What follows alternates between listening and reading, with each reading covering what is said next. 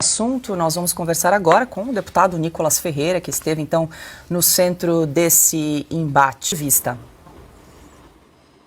Muito boa noite a todos, boa noite a todos os espectadores aí da Oeste. É um prazer estar aqui novamente. Deputado, eu gostaria que o senhor relatasse para a gente como é que começou essa confusão. Nós exibimos ali um trecho desse vídeo, dessa discussão entre o senhor e também o deputado André Janones. Como é que começou aí essa confusão? Olha, eu confesso que todos os ânimos estavam extremamente exaltados desde o começo da comissão, até mesmo porque havia a possibilidade, como se comprovou, de uma pessoa que tem um áudio dizendo que havia rachadinha em seu gabinete. Depois ele diz ainda que essa rachadinha era voluntária e simplesmente poderia ser liberto, né, dessa cassação, e que de fato foi o que aconteceu. E quando saiu o resultado, inclusive vergonhoso, peço para que a população brasileira, principalmente você que está vendo, veja como o seu deputado votou, e nisso as pessoas, obviamente, os deputados, começaram a externar sua indignação. O deputado André Janones começou a proferir diversas palavras ofensivas a mim, à minha família, aos outros deputados que estavam ali, e ele me chamou para poder brigar, né, fora da Câmara, que geralmente é o argumento que uma pessoa se utiliza quando exaure, né, a racionalidade. Então, isso acabou tomando, né, proporções, até mesmo porque eu não sou nenhum robô, eu também defendo a minha dignidade, né, acredito que um homem deva fazer isso, e naquele momento ele continuou, né, proferindo palavras, e um ponto interessante, né, o Janones, que muitas das vezes diz defender as minorias, um cara democrático, tolerante, a hora que ele vai se xingar um outro, ofender um outro, ele chama de viado, boiola, ou seja, basicamente o momento que ele vai ofender uma outra pessoa são com essas palavras, né? Então é incoerente desde a raiz até dos pés dele até os cabelos de fato da sua cabeça. E foi assim que procedeu toda esta confusão, um dia lamentável aqui para esse Congresso, de uma pessoa confessa de rachadinha ser liberta simplesmente porque fez, né, com certeza, aí, negociações no bastidores para que tenha sido livrada da sua cassação. Realmente uma pessoa que se gaba de mentir, uma pessoa que, inclusive, né, durante as eleições de 2022, fez diversas fake news, não somente comigo, mas também com o Eduardo Bolsonaro, presidente Bolsonaro, dizendo que ele iria cortar Bolsa Família, que ele ia acabar com o 13º, de que o Bolsonaro era pedófilo, tá? Ele utilizou de um vídeo, né? Como eu disse no vídeo, para quem viu aí, ele se utilizou de uma imagem de um ator pornô gay que ele seguia e depois parou de seguir, para dizer que era eu, e absolutamente nada aconteceu com as fake news desse cara. Então, realmente, uma pessoa intragável, que tem péssimo relacionamento aqui dentro do Congresso, mas, mais uma vez, hoje a injustiça, né, do nosso país mostra que está tudo liberado aqui nessa casa, né?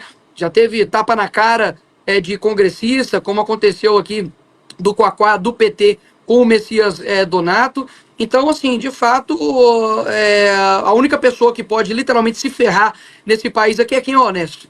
Que a gente está vendo, né, como, por exemplo, Bolsonaro, né? O Bolsonaro já reviraram a vida dele, inclusive o Boulos, né, que disse que a vida inteira tentou associar a família Bolsonaro à rachadinha, hoje fez um relatório em prol da liberação, né, livrando aí o deputado Janones da acusação de rachadinha. Ou seja, de fato, eu confesso para vocês, foi um dia triste aqui para o nosso Congresso, para o nosso Brasil.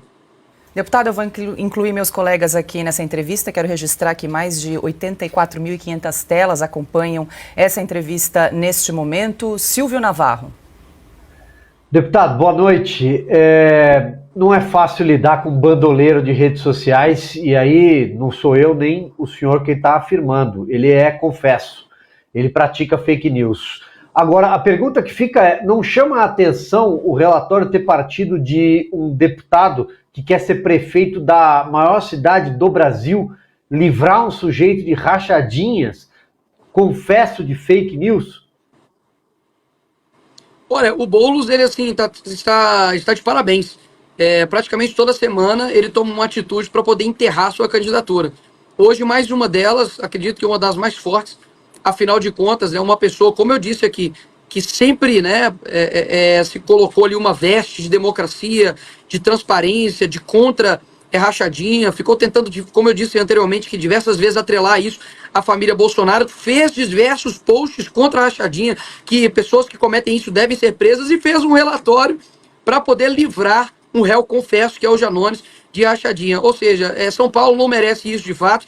Eu espero que nós tenhamos opções em São Paulo para que a gente consiga se livrar dessa pessoa intragável, incompetente, mentirosa e que não tem nada a acrescentar para São Paulo, como é o caso do deputado Guilherme Boulos.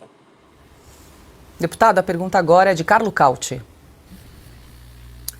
Deputado, muito boa tarde. Eu queria lhe perguntar, dos 12 deputados federais da Comissão de Ética que votaram para livrar Janones da acusação de rachadinha, mesmo se temos um áudio, mesmo se temos provas contundentes, etc., o que me surpreendeu não foram os votos do PSOL, do PT ou de outros partidos de esquerda, mas de partidos como o PP, como Republicanos, e até o deputado do PL votou a favor do Janones. O que aconteceu que estas pessoas, esses deputados, votaram para algo tão absurdo e tão inaceitável para a maioria da população brasileira?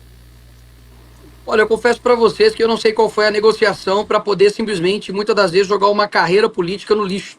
Porque eu confesso para os senhores, não há negociação quando se trata de você fazer o certo. Inclusive, o deputado do PL do Maranhão, conversei com o nosso líder, Altineu, e ele será expulso do PL. Não espero menos do que isso, afinal de contas, este cara, o Janones, ele foi não o mais decisivo, porque também não quero levar a irrelevância dele aqui, mas ele foi uma pessoa que fez um trabalho contra o nosso candidato a presidente, o candidato do PL. Então não estou aqui simplesmente fazendo uma defesa a mim ou a outros deputados que sofreram com as fake news dele, não. Era o Brasil que está em jogo. Esse cara ajudou a eleger o Lula, que tem destruído o nosso país, e não somente colocaram um cara péssimo lá, mas tiraram um cara excelente para o Brasil, que era o Bolsonaro. Então, um deputado do PL que faz isso realmente é vergonhoso. É vergonhoso. E as pessoas precisam compreender que precisa ser feito um processo de depuração, inclusive dentro do próprio PL.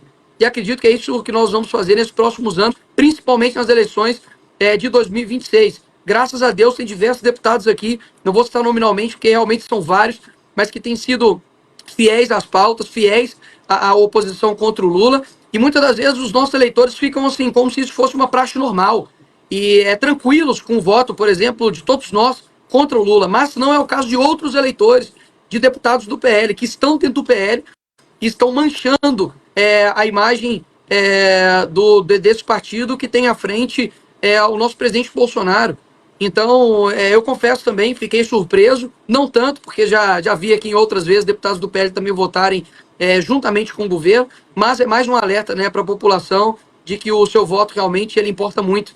Que se a gente de fato quer mudar algo aqui nesse Congresso, a gente precisa dar mais valor ao nosso voto, porque gera consequências absurdas, como, por exemplo, hoje, livrar aí o couro de um réu confesso de rachadinha. Deputado, antes de passar aqui a palavra para o Adalberto Piotto, eu vou só pedir licença aqui para ler o nome dos 12 deputados que votaram aí pelo arquivamento. Muita gente perguntando aqui no nosso chat. Vamos lá, então. Albuquerque, do Republicanos, Ana Paula Lima, do PT, Guilherme Boulos, PSOL, Jaque Rocha, PT, Gilmar Tato, PT, João Leão, PP, Júlio Arco Verde, PP, Júnior Lourenço, do PL, Márcio Marinho, Republicanos, Paulo Magalhães, PSD, Ricardo Maia, MDB e Sidney Leite, do PSD. Então esses são os 12 que votaram a favor. No pátio do presídio, para ver se a cela, está todo mundo pronto para ir para a cela. Diga lá, Piotto. Deputado, boa noite, obrigado por nos atender mais uma vez aqui.